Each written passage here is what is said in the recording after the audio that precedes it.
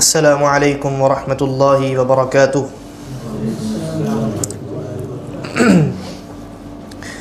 الحمد للہ رب العالمین والعاقبۃ للمتقین وعلی آلہ واصحابہ اجمعین، اما بعد۔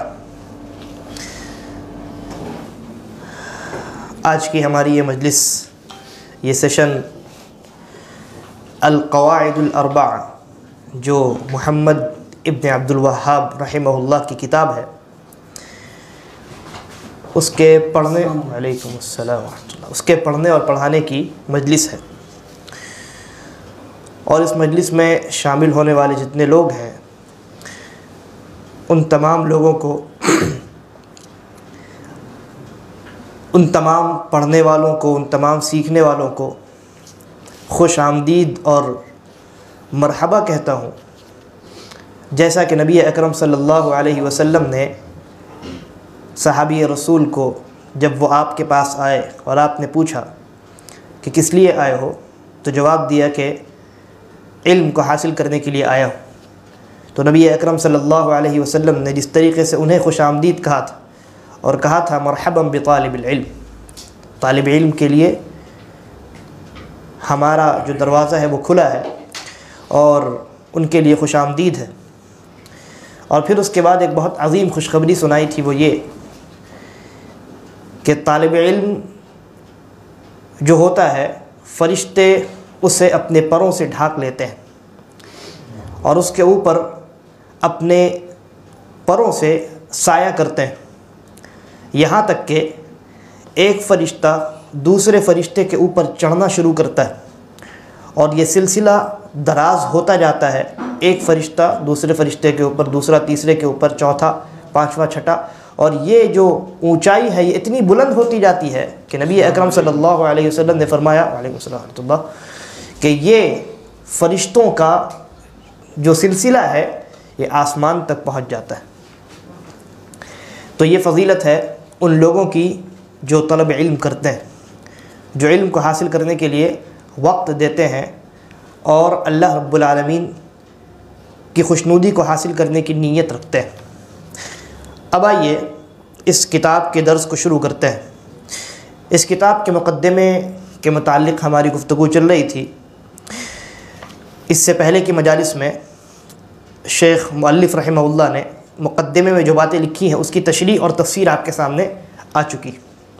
سب سے پہلے اس مقدمے کی یا اس کتاب کی شروعات بسم اللہ الرحمن الرحیم سے کی گئی، پھر اس کے بعد مؤلف رحمہ اللہ نے کہا کہ میں اللہ رب العالمین سے جو کریم ہے اور عرش عظیم کا رب ہے ان سے سوال کرتا ہوں کہ وہ آپ کو، اے پڑھنے والے کتاب، اس کتاب کے پڑھنے والے، کہ وہ آپ کا حامی و ناصر ہو، آپ کا ولی ہو دنیا اور آخرت میں، اور آپ کو ان لوگوں میں بنائے اور آپ کو مبارک بنائے جہاں کہیں بھی آپ ہوں، اور آپ کو ان لوگوں میں بنائے کہ جنہیں جب دیا جاتا ہے تو شکر کرتے ہیں، جب ان کو آزمایا اور جب وہ گناہ کرتے ہیں تو استغفار کی جانب دوڑتے ہیں، اس لیے کہ یہ تینوں خصلتیں یا ان تین طرح کے جو لوگ ہیں اور ان تینوں طرح کے لوگوں کے اندر یہ جو خصلتیں پائی جاتی ہیں یہی در حقیقت نیک بختی کی، کامیابی اور کامرانی کی علامت ہے۔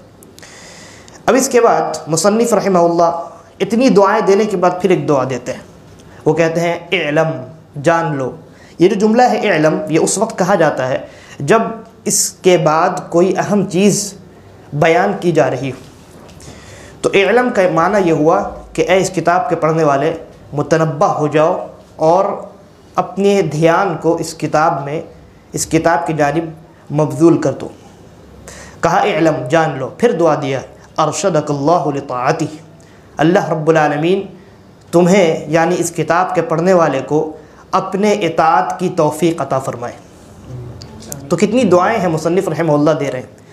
ان کے اس طرز سے، ان کے اس انداز تعلیم سے جو سبق ہمیں ملتا ہے وہ یہ کہ ایک داعی کی یہ خاص صفت ہوتی ہے کہ وہ جن لوگوں کے درمیان دعوت کا کام کر رہا ہو وہ ان کے لیے جہاں انہیں دین کا علم سکھاتا ہے وہیں ان کے لیے دعائیں بھی کرتا ہے اور انہیں دعائیں بھی دیتا ہے۔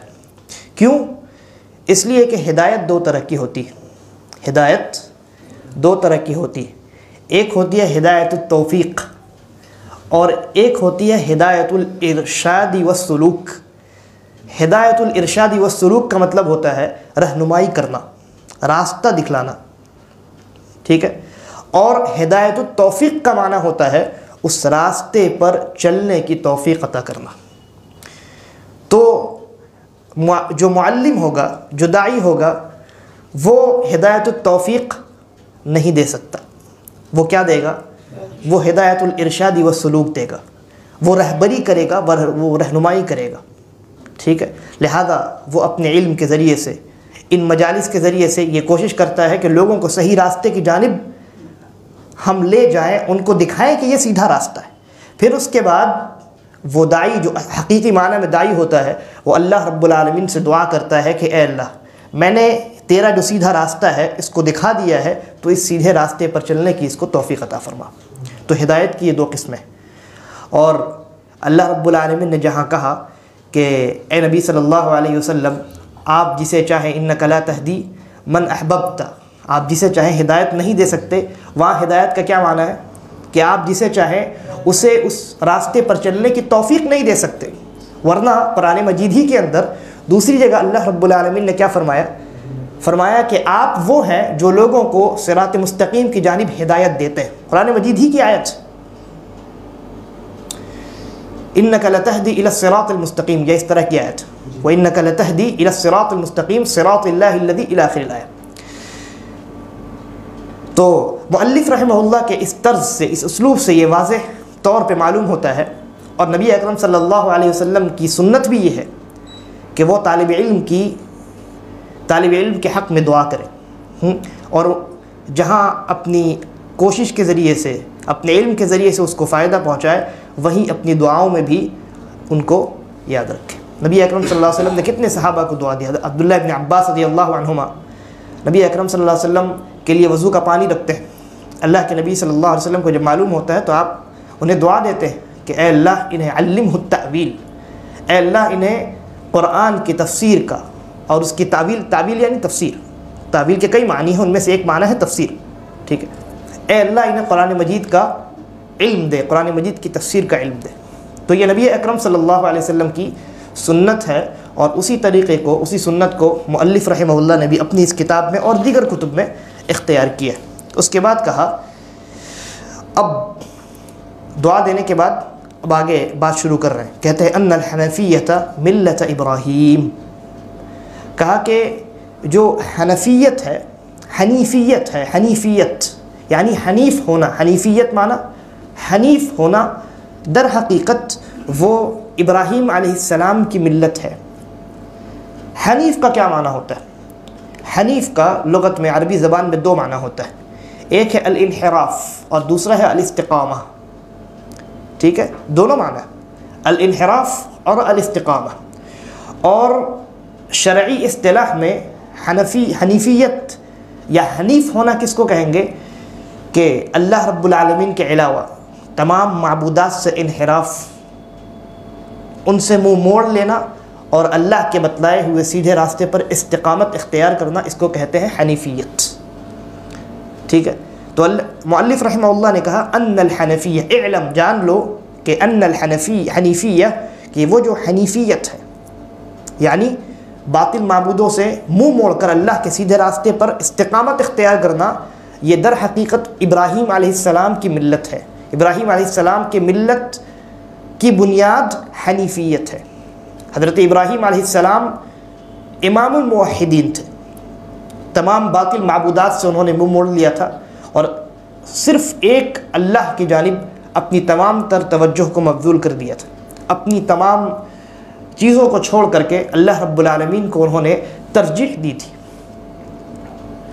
اور حضرت ابراہیم علیہ السلام کا یہ جو طریقہ تھا، در حقیقت یہی طریقہ یا یہی جو بنیاد ہے، یعنی باطل معبودوں سے منہ موڑ کر اللہ کی عبادت میں لگ جانا، یعنی شرک اور شرک کے تمام اقسام سے، تمام انواع سے منہ موڑ کر اللہ رب العالمین کی عبادت توحید اور اخلاص کے ساتھ کرنا، اس معاملے میں ابراہیم علیہ السلام امام تھے۔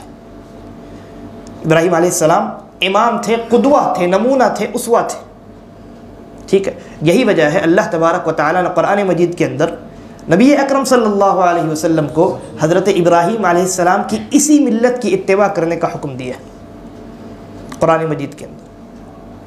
اور ملت کا معنی ہوتا ہے دین۔ ایک ہے شریعت، شریعت ہر نبی کی الگ الگ ہوتی، لیکن جو ملت ہے وہ الگ نہیں ہوتی۔ تمام انبیاء کی ملت ایک ہے، اور اس کی بنیاد کس چیز پر ہے؟ توحید پر ہے، ٹھیک ہے۔ لیکن یہاں ملت ابراہیم کیوں کہا؟ اس لیے کہ ابراہیم علیہ السلام اس چیپٹر میں، اس معاملے میں امام مانے جاتے ہیں۔ تو مؤلف رحمہ اللہ نے کہا کہ جان لو کہ حنیفیت جو ہے، تمام تر باطل معبودوں سے منہ موڑ کر ایک اللہ کی عبادت میں لگ جانا، صحیح سیدھے راستے پر لگ جانا، یہ جو صفت ہے، یہ صفت آپ کو کہاں ملے گی؟ یہ خصلت، یہ خصوصیت، یہ بنیاد کہاں ملے گی؟ ابراہیم علیہ السلام کی ملت میں ملے گی۔ اسی لیے اللہ رب العالمین نے جب یہودیوں نے کہا کہ ابراہیم علیہ السلام یہودی تھے، نصرانیوں نے کہا ابراہیم علیہ السلام نصرانی تھے، اللہ رب العالمین نے کہا ما کان ابراہیم یہودیا ولا نصرانیا ولکن کان حنیفا مسلما وما کان من المشرکین۔ ابراہیم علیہ السلام نہ یہودی تھے نہ نصرانی تھے، بلکہ وہ کیا تھے؟ حنیف تھے، یعنی شرک اور شرک کے تمام اقسام سے کوسوں دور تھے، منہ موڑ لیا تھا انہوں نے۔ اور اللہ رب العالمین کی توحید کو قائم کرنا اور اللہ رب العالمین کی عبادت میں اخلاص اور یکسوئی کے ساتھ زندگی گزارنا، یہی ان کی زندگی کا مقصد اصلی تھا، اور وہ مشرکین میں سے نہیں تھے۔ تو مؤلف رحمہ اللہ کہتے ہیں تو یہ جو حنیفیت ہے اور ملت ابراہیمی، حنیفیت کیا ہے؟ ملت ابراہیمی ہے۔ نبی ابراہیم علیہ السلام کا جو طریقہ ہے وہی در حقیقت حنیفیت ہے۔ اب آگے ابراہیم علیہ السلام کا کیا طریقہ ہے، ان کی کیا ملت ہے، آگے اس کو بیان کرتے ہیں۔ کہتے ہیں ان تعبد اللہ وحدہ مخلصا لہ الدین۔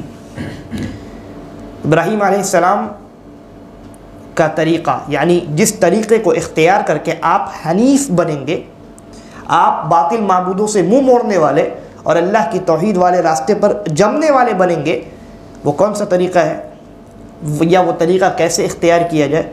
کہا کہ ان تعبد اللہ وحدہ، کہ آپ صرف ایک اللہ کی عبادت کریں، صرف اللہ کی عبادت کریں اور کسی کی عبادت نہ کریں۔ عبادت کے معاملے میں آپ اللہ کو تنہا تسلیم کریں، یہ تسلیم کریں، اور آپ کے اعضاء اور جوارح سے اس بات کا ثبوت ملے کہ عبادت کا مستحق اگر کوئی ہے تو وہ اللہ رب العالمین کی ذات۔ اور شرط لگائیے مخلصا لہ الدین، اللہ رب العالمین کے لیے اپنی نیت کو خالص کرتے ہوئے۔ گویا اگر آپ نے ظاہری طور پہ اللہ کی عبادت کی لیکن نیت آپ کی عبادت والی نہیں تھی، تو ایسی صورت میں آپ کی وہ عبادت، اور قرآن مجید نے کہا وَمَا أُمِرُوا إِلَّا لِيَعْبُدُوا اللَّهَ مُخْلِصِينَ لَهُ الدِّينَ۔ اللہ رب العالمین نے صرف اس بات کا حکم دیا ہے کہ وہ اللہ رب العالمین کی عبادت کریں اپنے دین کو، اپنی نیت کو خالص کرتے ہوئے۔ اس لیے کہ اگر آپ کی عبادت میں سے اخلاص ختم ہو گئی تو ایسی صورت میں عبادت باطل ہے۔ لہذا عبادت کی قبولیت کے شرائط میں سے پہلی شرط کیا ہے کہ اس عبادت کے کرنے میں آپ کے دل میں جو نیت ہوگی وہ نیت خالص اللہ رب العالمین کی رضامندی کو حاصل کرنا ہونی چاہیے۔ اس کے بعد کہا وَبِذَلِكَ، اچھا یہ تو پہلی شرط ہوئی، عبادت کی قبولیت کی پہلی شرط۔ عبادت کی قبولیت کی دوسری شرط کیا ہے؟ جی، جو عبادت آپ انجام دے رہے ہوں اس عبادت پر نبی اکرم صلی اللہ علیہ وسلم کی مہر ثابت ہو۔ وہ عبادت ہے یا نہیں ہے، اس بات کا علم کہاں سے ہوگا؟ نبی اکرم صلی اللہ علیہ وسلم کی جانب سے ہوگا۔ اگر اللہ رب العالمین نے اپنے نبی کے ذریعے سے آپ کو یہ نہیں بتایا کہ یہ کام عبادت ہے تو قیامت کی صبح تک وہ عبادت نہیں بن سکتی۔ لہذا عبادت کے صحیح ہونے کے لیے عبادت کے قبول ہونے کے لیے دوسری شرط کیا ہے کہ اس عبادت پر نبی اکرم صلی اللہ علیہ وسلم کی مہر ہو کہ ہاں یہ عبادت ہے، ورنہ وہ عبادت نہیں کہلائی جا سکتی۔ اس کے بعد کہا وَبِذَلِكَ أَمَرَ اللَّهُ جَمِيعَ النَّاسِ، اسی چیز کا اللہ رب العالمین نے تمام لوگوں کو حکم دیا، صرف مسلمانوں کو نہیں، تمام لوگوں کو۔ قرآن مجید میں سورہ بقرہ میں اللہ رب العالمین نے کہا کہ یا ایھا الناس اعبدوا، یا ایھا الناس کہا، یہ نہیں کہا یا ایھا المسلمون یا ایھا المؤمنون، کہا یا ایھا الذین آمنوا نہیں کہا یا ایھا الناس، اے لوگوں، اور اس میں ہر ایک انسان داخل، چاہے وہ مسلمان ہو یا غیر مسلم۔ اعبدوا، کیا کرو؟ عبادت کرو اپنے اس رب کی جس رب نے تمہیں پیدا کیا۔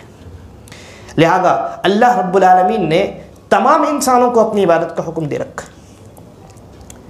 وَخَلَقَهُمْ لَهَا، اور مؤلف رحمہ اللہ کہتے ہیں اور اسی مقصد کے لیے اللہ رب العالمین نے تمام لوگوں کو پیدا کیا۔ قرآن مجید میں اللہ نے کہا وَمَا خَلَقْتُ الْجِنَّ وَالْإِنسَ إِلَّا لِيَعْبُدُونَ، کہ ہم نے جنوں اور انسانوں کو، وعلیکم السلام ورحمۃ اللہ، صرف اپنی عبادت کے لیے پیدا کیا۔ یہاں یہ جو آیت ہے وَمَا خَلَقْتُ الْجِنَّ وَالْإِنسَ إِلَّا لِيَعْبُدُونَ، اس آیت کی تفسیر اور تشریح اگر آپ پڑھیں گے تو آپ کو معلوم ہوگا یہ جو طریقہ اختیار کیا گیا ہے کہ پہلے یہ کہا گیا کہ ما خلقت الجن والانس، ہم نے جنوں اور انسانوں کو نہیں پیدا کیا، پھر پہلے نفی کر دی گئی، پھر اس بات کیا گیا کہ اگر پیدا کیا ہے تو صرف اور صرف عبادت کے لیے۔ یہ جو الا آیا ہے یہ حصر کے لیے آیا ہے۔ حصر کا معنی ہوتا ہے کہ کسی چیز کو ایک جگہ بند کر دینا، حصر کا اسی سے محاصرہ ہے نا، دشمن چاروں طرف سے گھیر لے تو اس کو کیا کہتے ہیں؟ محاصرہ کر لیا دشمن نے، ٹھیک ہے، حصر سے محاصرہ۔ تو وما خلقت الجن والانس الا لیعبدون کا معنی کیا ہوا کہ ہم نے جنوں اور انسانوں کو صرف ایک مقصد کے لیے پیدا کیا، اور وہ مقصد یہ ہے کہ وہ میری عبادت کریں اخلاص کے ساتھ، توحید کے ساتھ۔ اس کے بعد کہا، اسی آیت کو مؤلف رحمہ اللہ نے آگے ذکر کیا، کہا کما قال تعالی، جیسا کہ اللہ رب العالمین کا فرمان ہے وما خلقت الجن والانس الا لیعبدون۔ اس کے بعد کہتے ہیں فاذا عرفت ان اللہ خلقک لعبادتی، جب آپ نے یہ جان لیا کہ آپ کو اللہ نے صرف اپنی عبادت کے لیے پیدا کیا۔ اس جملے پہ تھوڑا سا رکیے، کہا کہ آپ نے جب یہ جان لیا کہ اللہ نے آپ کو صرف اپنی عبادت کے لیے پیدا کیا، یعنی آپ کو حکومت کے لیے پیدا نہیں کیا، سیاست کے لیے پیدا نہیں کیا، ہے نا۔ بعض لوگ ہیں جو توحید کو التوحید السیاسی کہتے ہیں یا التوحید الحاکمی کہتے ہیں، توحید الحاکمیہ۔ اللہ رب العالمین نے کہا ہم نے تم کو عبادت کے لیے پیدا کیا، سیاست کے لیے نہیں پیدا کیا۔ ہاں اب آپ یہ کہیں گے صحابہ کرام رضوان اللہ علیہم اجمعین نے دنیا کے اکثر حصے پہ جو حکومت کی ہے اس کا کیا بنے گا؟ تو جواب یہ ہے کہ پہلے انہوں نے حکومت نہیں کی، پہلے انہوں نے حکومت نہیں کی، پہلے انہوں نے عبادت کی، توحید کو قائم کیا، اور اسی توحید کے بدلے میں اللہ رب العالمین نے فضل کے طور پہ، نعمت کے طور پہ، انعام کے طور پہ انہیں حکومت عطا کی۔ معلوم یہ ہوا کہ سیاست، حکومت یہ آپ کا مقصد نہیں ہے، بلکہ مقصد آپ کی پیدائش کا کیا ہے؟ عبادت، توحید کا قیام، یہ آپ کا مقصد اصلی ہے۔ اگر آپ اس مقصد اصلی پر جمے رہیں گے، اللہ رب العالمین کی جانب سے فضل کے طور پہ، انعام و اکرام کے طور پہ، احسان کے طور پہ آپ کو حکومت عطا کی جائے گی۔ تو مؤلف رحمہ اللہ کہتے ہیں فَإِذَا عَرَفْتَ، جب آپ نے یہ جان لیا ان اللہ خلقک لعبادتی، کہ اللہ نے آپ کو صرف اپنی عبادت کے لیے پیدا کیا ہے، فَعْلَمْ، تو اب آپ یہ بھی جان لیجئے ان العبادۃ لا تسمى عبادہ الا مع التوحید۔ جب آپ نے یہ جان لیا کہ آپ کو اللہ نے صرف اپنی عبادت کے لیے پیدا کیا ہے تو یہ بھی جان لیجئے کہ عبادت توحید کے بغیر عبادت نہیں کہلاتی۔ عبادت کو اگر عبادت قائم رکھنا ہے تو ایسی صورت میں اس عبادت میں توحید ہونی چاہیے۔ اور عبادت کس کو کہتے ہیں؟ عبادت کس کو کہتے ہیں؟ عبادت کی تعریف کیا ہے؟ ہر وہ چیز جس کو اللہ نے کرنے کا حکم دیا، جس سے رکنے کا حکم دیا، نہیں محبت تعظیم اور نہیں، انجام لکل ما یحب. نعم صحیح، تعریف صحیح کی آپ نے، لیکن ترجمہ شاید غلط کر دیا. نہیں وہ دوسرا تھا، یہ دوسرا تھا. عبادت کہتے ہیں ہر وہ چیز، عبادت ایک ایسے جامع اسم کا نام ہے، عبادت کے اندر بہت ساری چیزیں داخل ہیں. تو ہم اس طریقے سے اردو میں تعریف کر سکتے ہیں کہ عبادت ہر وہ چیز جس کو اللہ رب العالمین پسند کرتا ہے انسان کے اقوال اور انسان کے افعال میں سے، چاہے وہ ظاہری ہوں یا باطنی ہوں. ٹھیک ہے، میں اس کی تشریح اور تفسیر نہیں کروں گا، اس لیے کہ پھر یہ مجلس بھی اسی میں چلی جائے گی اور پھر ہمارا مقدمہ ہی ختم نہیں ہوگا. ٹھیک ہے، تو مؤلف رحمہ اللہ نے کہا کہ عبادت تبھی کہلا سکتی ہے جب اس کے اندر توحید ہو. ٹھیک ہے، اس کے بعد کہا کما ان الصلاۃ لا تسمى صلاۃ الا مع الطہارہ. پہلے آپ کو ایک اصول بتا دیا انہوں نے کہ عبادت اسی وقت کہلائے گی جب اس عبادت میں توحید موجود ہو. ٹھیک ہے، اور یہ استدلال کہاں سے؟ اسی آیت سے ہے جس آیت کو ابھی ذکر کیا مؤلف رحمہ اللہ نے کہ وما خلقت الجن والانس الا ليعبدون. اللہ رب العالمین کا فرمان کہ میں نے جنوں اور انسانوں کو صرف اپنی عبادت کے لیے پیدا کیا ہے. مفسر قرآن جن کو اللہ رب العالمین نے، نبی اکرم صلی اللہ علیہ وسلم نے یہ دعا دی تھی کہ اللہم علمہ التأویل، اے اللہ انہیں قرآن کی تفسیر کا علم سکھا، وہ عبداللہ ابن عباس اس آیت کی تشریح میں بیان کرتے ہیں تفسیر میں کہ وما خلقت الجن والانس الا لیعبدون ای لیوحدون. لیعبدون یعنی عبادت کے لیے پیدا کیا کا مطلب اپنی توحید کو قائم کرنے کے لیے پیدا کیا. ٹھیک، تو اسی لیے مؤلف رحمہ اللہ نے کہا کہ عبادت تبھی کہلا سکتی ہے جب اس عبادت میں توحید ہو. ٹھیک ہے، اب اس چیز کو ایک مثال کے ذریعے سے آپ کے سامنے واضح کر رہے ہیں. کہتے ہیں کہ جس طریقے پر نماز کو نماز تبھی کہا جائے گا جب اس نماز میں طہارت موجود ہو. بغیر وضو کے کوئی نماز پڑھے تو اس نماز کو نماز کہیں گے؟ نہیں.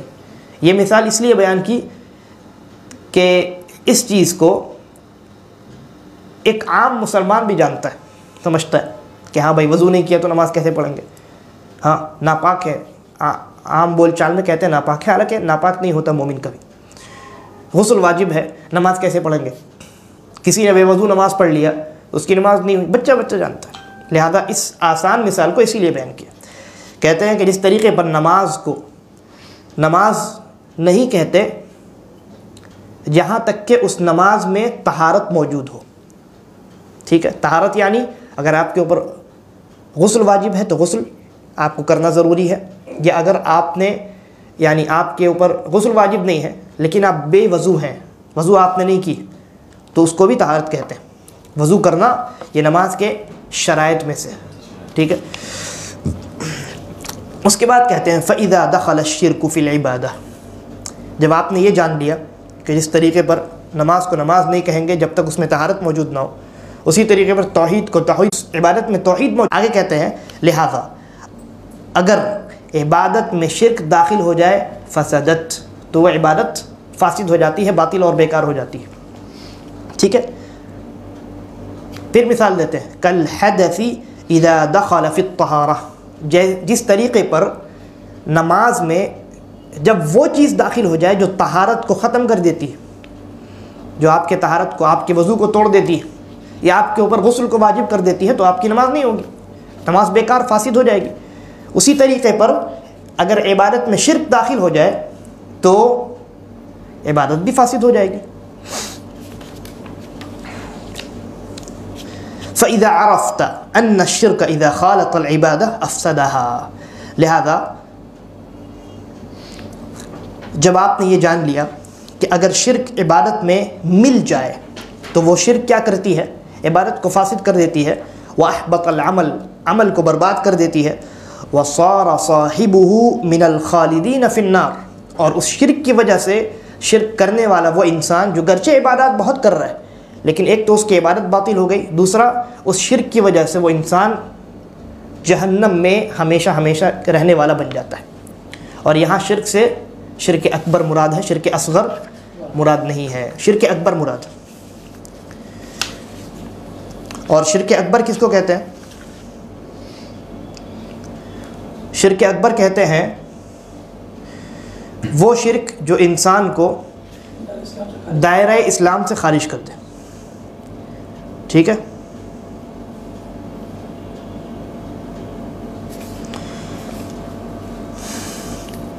لیکن یہاں مصنف رحمہ اللہ نے لفظ شرک کا استعمال کیا. ایک سوال ہے. سوال یہ ہے کہ کیا جس طریقے پر اللہ رب العالمین نے یہ فرمایا ہے کہ ان اللہ لا یغفر ان یشرک بہ، کہ اللہ رب العالمین شرک کو کبھی نہیں بخشے گا، تو اتفاق اور اجماع کے ساتھ اجماع ہے اس بات پر کہ یہاں شرک سے مراد شرک اکبر ہے جو انسان کو اسلام سے خارج کر دیتا ہے. ٹھیک ہے. سوال یہاں یہ ہے کہ یہاں اللہ رب العالمین نے لفظ شرک کا استعمال کیا، تو کیا شرک اصغر بھی اس میں داخل ہے؟ کیا شرک اکبر کرنے والا انسان بھی بخشا نہیں جائے گا؟ یہ سوال. شرک اصغر مثال ریاکاری، الحلف بغیر اللہ، اللہ کے علاوہ غیر اللہ کی قسم کھانا، تعویذ لٹکانا، یہ تمام شرک اصغر کی مثالیں ہیں. تو اگر کسی انسان نے شرک اصغر کیا ہے، اکبر نہیں کیا، تو کیا اس شرک اصغر کی وجہ سے اس کے اوپر یا اس کے متعلق آپ یہ کہہ سکتے ہیں کہ اللہ رب العالمین اس شرک کو نہیں بخشے گا؟ جواب یہ ہے کہ علماء کا اختلاف ہے اور شدید قسم کا اختلاف ہے. ٹھیک ہے. اختلاف میں جانے کی کوئی ضرورت نہیں، اس لیے کہ جنہوں نے یہ کہا کہ شرک اصغر کو اللہ رب العالمین معاف کر سکتا ہے، یعنی شرک اصغر کبیرہ گناہوں کی طرح ہے، جس طریقے پر کبیرہ گناہ اگر انسان کرے اور بغیر توبہ کے مر جائے تو اللہ کی مشیت کے تحت ہوتا ہے. اللہ کی مرضی اگر ہوئی تو وہ رحم کا معاملہ کرے گا، یعنی معاف کر دے گا، اور اگر اللہ نے انصاف کا معاملہ کیا تو جتنا گناہ اس نے کیا ہے اتنی اس کو سزا دے گا. ٹھیک. تو جن لوگوں نے یہ کہا کہ شرک اصغر کبیرہ گناہوں کی طرح ہے، ان لوگوں نے بھی، اور جنہوں نے یہ کہا کہ شرک اصغر کبیرہ گناہوں کی طرح نہیں ہے بلکہ اس گناہ کو بھی نہیں بخشا جائے گا، دونوں اس بات پر متفق ہیں کہ شرک اصغر جہنم میں ہمیشہ رہنے کا سبب نہیں ہے. ٹھیک ہے. اگر آپ یہ کہیں کہ شرک اصغر کبیرہ گناہوں کی طرح ہے تو اس کا دو میں سے ایک نتیجہ ہوگا، یا تو اللہ معاف کر دے گا، یا اگر معاف نہیں کرے گا تو جتنا شرک اس نے کیا ہے اس شرک کے حساب سے اس کو عذاب دیا جائے. اور اگر آپ یہ کہیں کہ شرک اصغر بھی نہیں بخشا جائے گا تو ایسی صورت میں قیامت کے دن نامہ اعمال میں موجود ہوگا اور میزان میں تولا جائے گا کہ جس طریقے سے کبیرہ گناہ ہے، اگر اللہ نے اس کو معاف نہیں کیا تو جس طریقے سے کبیرہ گناہ میزان میں تولا جائے گا، اور اگر گناہوں کا پلہ بھاری ہو گیا تو جہنم میں جائے گا، اور اگر نیکیوں کا پلہ بھاری ہو گیا تو جنت میں جائے گا. ٹھیک ہے. اسی طریقے پر اگر آپ یہ کہیں کہ صغیرہ یہ شرک اصغر جو ہے یہ نہیں بخشی جائے گی، تب بھی اس شرک کو میزان میں ڈالا جائے گا. اگر نیکیاں زیادہ ہو گئی تو ایسی صورت میں آپ جنت میں داخل ہوں گے، اور اگر نیکیاں کم ہوئی تو جس طریقے پر کبیرہ گناہ اگر موجود ہوتا اور اس کی وجہ سے اگر پلہ بھاری ہو جاتا تو اول الامر یعنی پہلے آپ جہنم میں ڈالے جاتے ہیں. پھر اس کے بعد چونکہ آپ کے نامہ اعمال میں ایمان اور توحید موجود ہوگا، لہذا آپ کو وہاں سے نکال کر کے جنت میں بالآخر ڈالا جائے. ٹھیک ہے. تو بہرحال شرک اصغر کا معاملہ خطرناک ہے اور بہت زیادہ خطرناک ہے. نبی اکرم صلی اللہ علیہ وسلم نے ارشاد فرمایا، مسند احمد کی غالباً حسن درجے کی روایت ہے،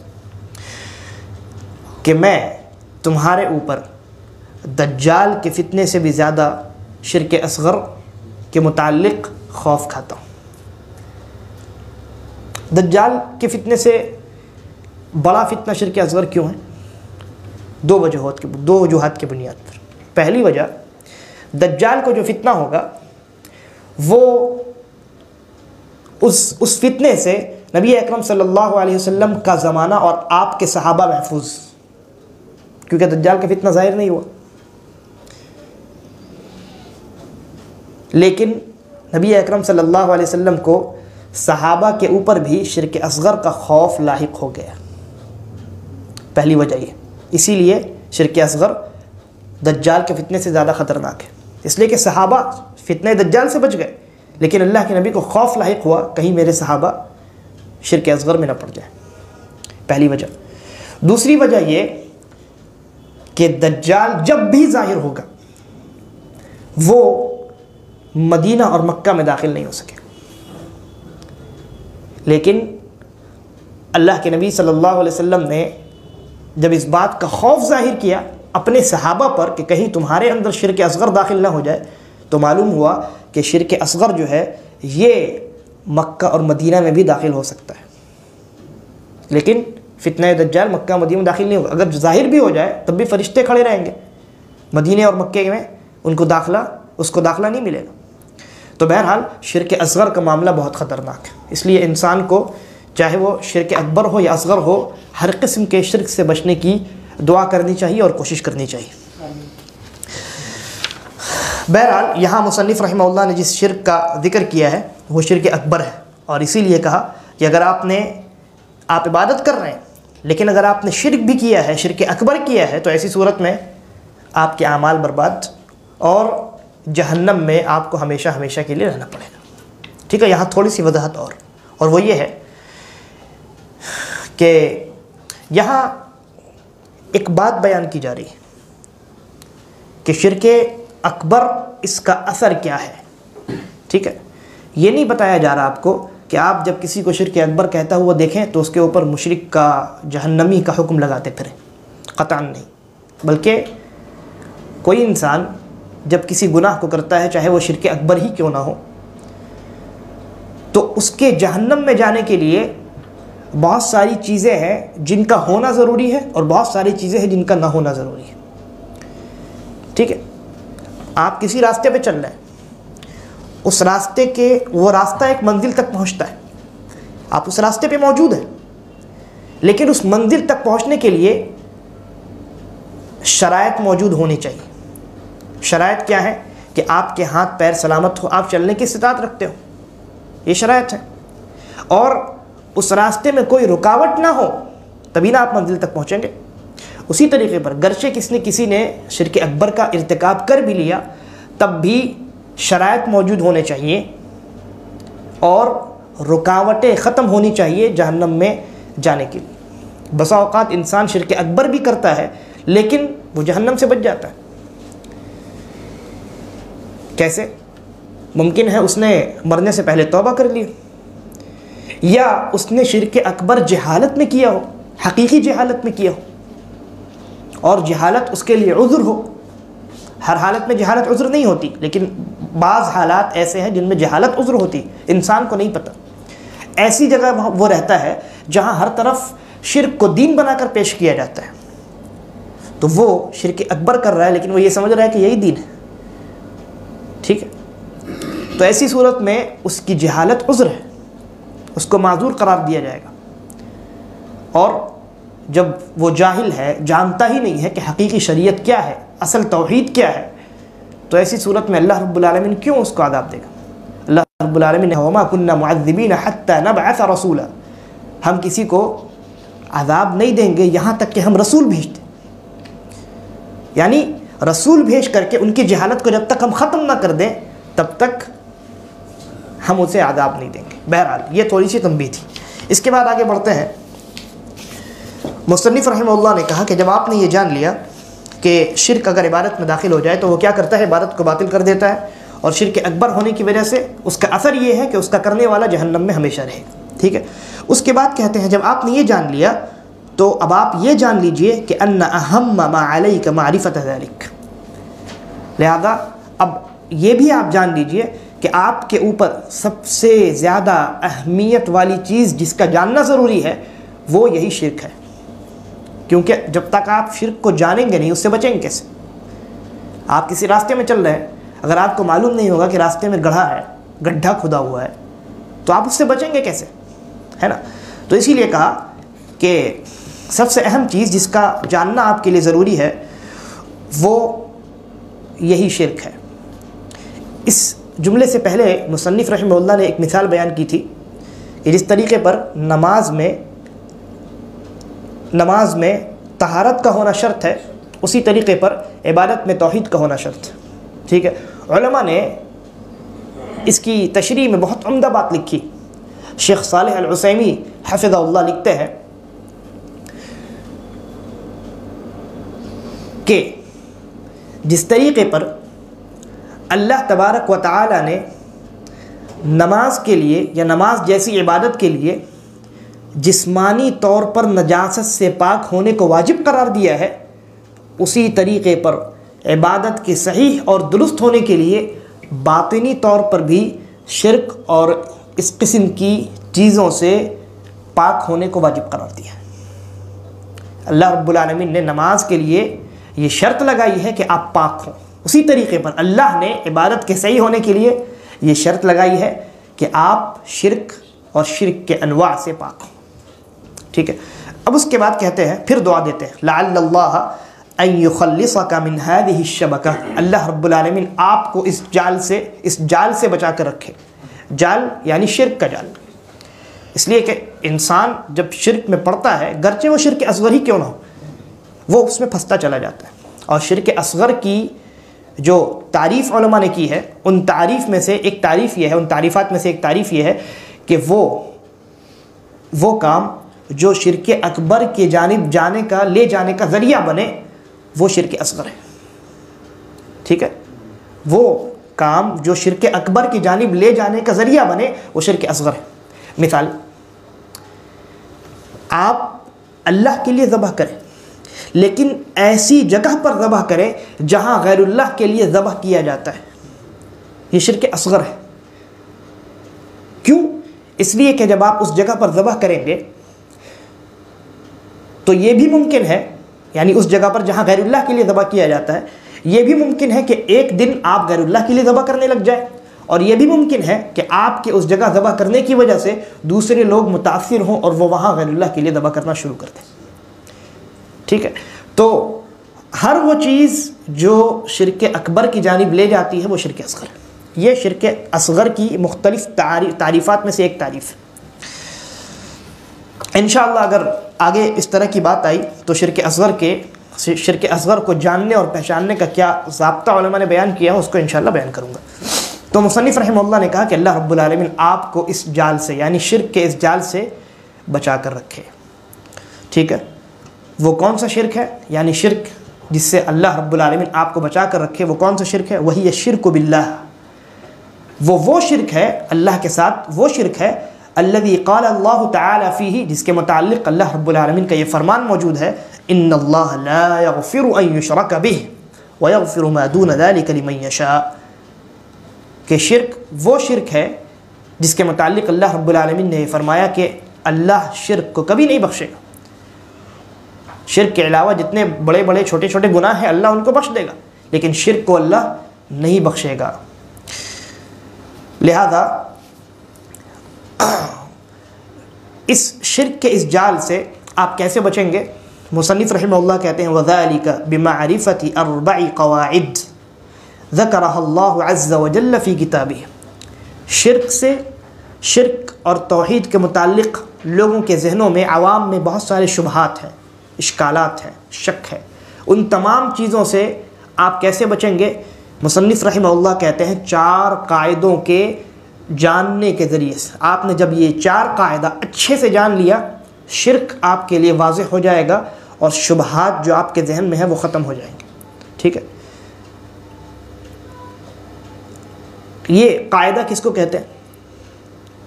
قواعد یہ قاعدہ کی جمع ہے. ٹھیک ہے. قاعدہ ایک ثابت چیز کو کہتے ہیں. کوئی چیز ثابت ہو، ہلنے والی نہ ہو، منتقل ہونے والی نہ ہو، اس کو کہتے ہیں قاعد. ٹھیک ہے.